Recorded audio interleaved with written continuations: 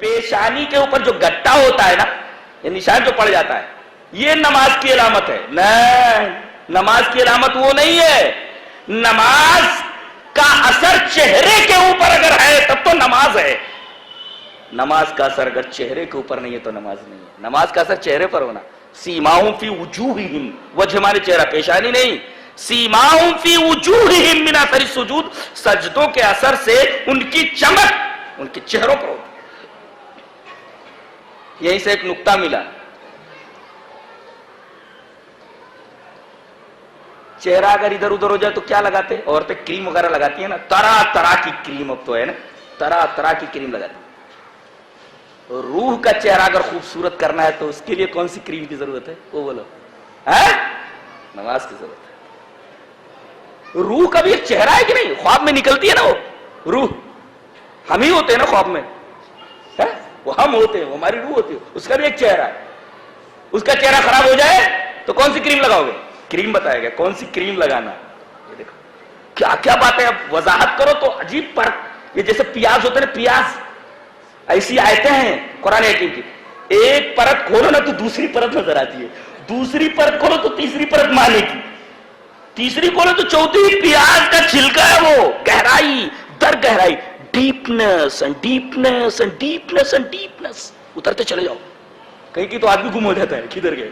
اللہ اکبر. ایسی کتاب ہے وہ. سیماہم فی وجوہہم من اثر السجود. اچھا، ذالک مثلہم فی التوراۃ. یہ جو مثالیں بیان کی گئی تورات میں ہے سب. یہ ان کی مثالیں جو ہے ایگزامپل، یہ تورات میں ہے. کون؟ اللہ کے لیے دشمنی، اللہ کے لیے دوستی، اور اسی طریقے سے سجدے اور رکوع کے اندر ہمیشہ رہنا، دنیا میں اللہ کا فضل چاہنا، آخرت میں اس کی خوشنودی چاہنا. برابر. چہرے پر نمازوں کے اثرات ظاہر ہونا، روشن ہونا. یہ کہاں ہے؟ ذالک مثلہم فی التوراۃ. یہ مثال تورات میں ہے. اچھا، انجیل میں کون سی مثال ہے؟ آگے بتایا گیا وذالک مثلہم فی التوراۃ ومثلہم فی الانجیل کزرع. انجیل میں کون سی مثال دی گئی؟ ایک مثال کیا ہے؟ کزرع، کھیتی کی طرح ہے. یہ کون؟ صحابہ. اب بولو ایک نقطہ لے کر جی، شاید نہ ملے آپ کو. کہا گیا کھیتی. کھیتی میں آپ کیا لگاتے ہو؟ بولو. پودے لگاتے ہو یا پیڑ لگاتے ہو؟ یہ دو چیزیں رہتی ہیں نا، یا تو دھان گیہوں پودے رہتے ہیں، یا پیڑ لگاتے ہو چیکو کا، ناریل کا وغیرہ وغیرہ. بتاؤ پیڑ کا کام کیا ہوتا ہے؟ Rules of the tree in our lives. ہماری زندگیوں میں ٹریز کا کردار کیا ہوتا ہے وہ بولو آپ. ارے اتنا اہم کردار. آکسیجن چھوڑتے ہیں بھائی وہ، جس پر ہماری زندگی کی بقا ہے. آکسیجن سے ہم زندہ رہتے ہیں. یہ تو سائنس کا ایک معمولی طالب علم جانتا ہے. اور جس کو آکسیجن پر چڑھایا جاتا ہے نا، روز کتنا پیسہ خرچہ ہوتا ہے وہ پوچھ لو اس سے کتنا لگتا ہے.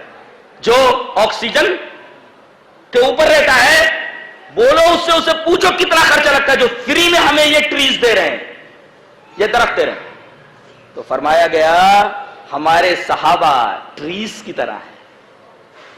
یہ روح کے لیے آکسیجن ہے. جیسے آکسیجن نہ ملے تو آدمی مر جائے گا، ایسے ہی یہ روح کے لیے آکسیجن ہے. اگر آکسیجن روح کو نہ ملے تو روح مر جائے گی. ہمارے صحابہ کھیتی کی طرح ہے. کھیتی میں پیداوار نہ ہو تو آدمی کھائے گا کیا؟ بدن بھی زندہ نہیں رہ سکتا، روح بھی زندہ نہیں رہ سکتی کھیتی کے بغیر.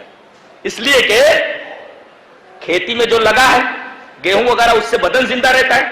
اور ٹریز جو آکسیجن چھوڑتے ہیں اس سے آدمی کا اندروں زندہ رہتا ہے، دل زندہ رہتا ہے، ورنہ مر جائے گا. سانس نہیں ملے گی تو اس کو آکسیجن نہیں ملے گا.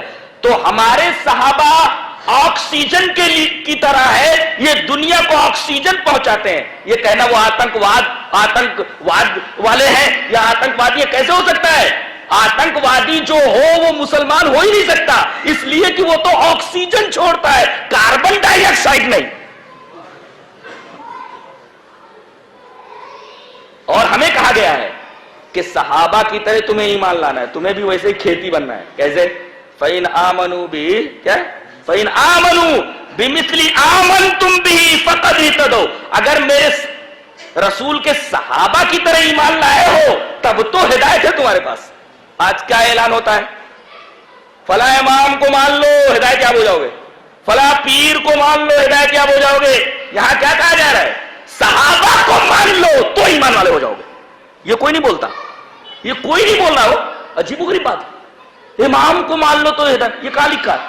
لیکن قرآن میں یہ لکھا ہے. قرآن میں یہ کہیں نہیں لکھا ہے فلاں امام کو مان لو تو ہدایت یاب ہو جاؤ گے.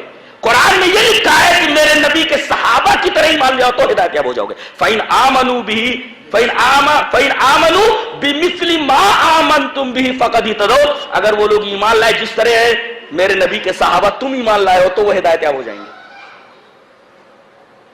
گویا ہدایت اگر پانا ہے تو کہاں ملے گی ہدایت آپ کو؟ صحابہ کے طریقے پر ملے گی.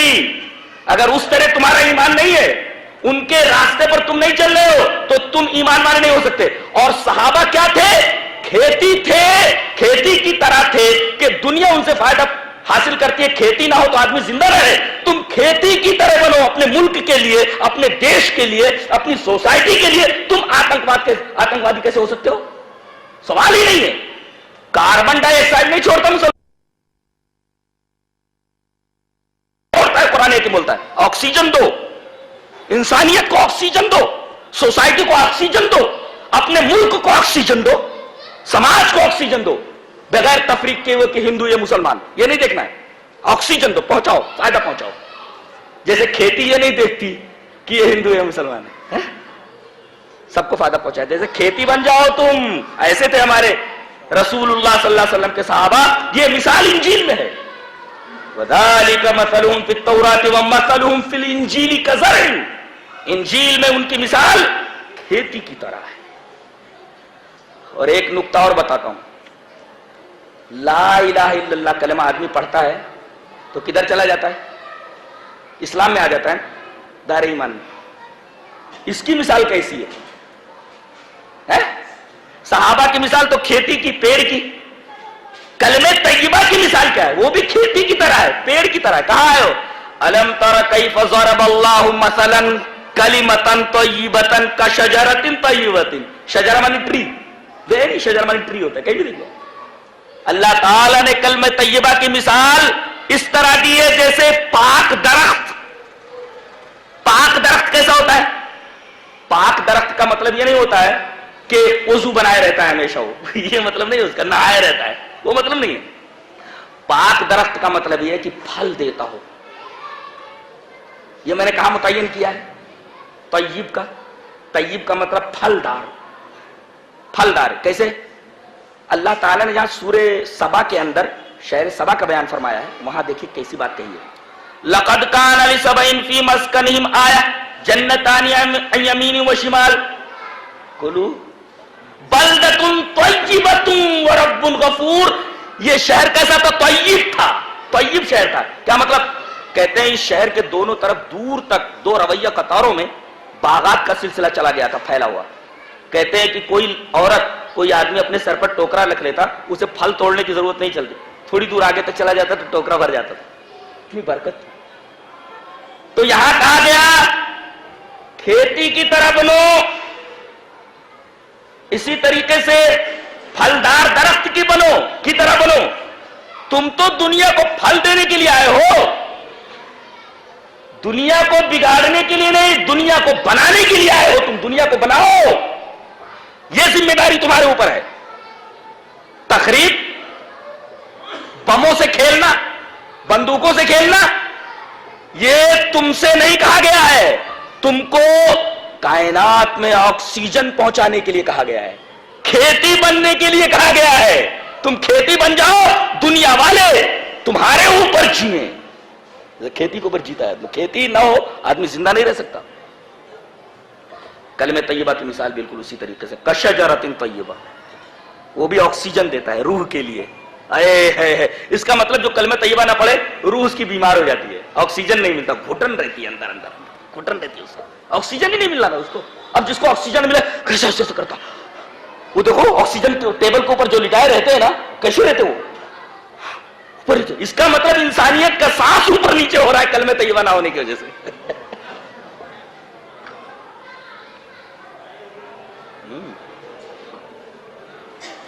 صحابہ کرام رضوان اللہ تعالی علیہم بڑی پیاری قوم تھی.